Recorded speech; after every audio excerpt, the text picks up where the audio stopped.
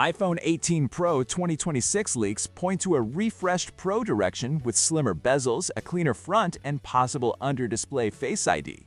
Reports suggest Apple may return to a titanium frame instead of aluminum, aiming for stronger durability and a more premium feel while keeping the triple camera layout.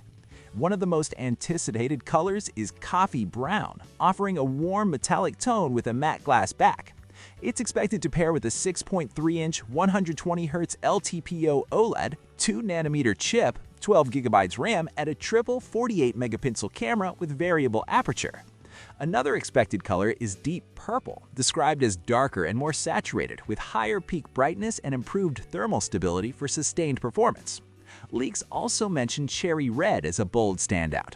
The 6.9-inch Pro Max could feature a 5200 mAh battery and vapor cooling. If materials and power improve together, is this the real 2026 leap?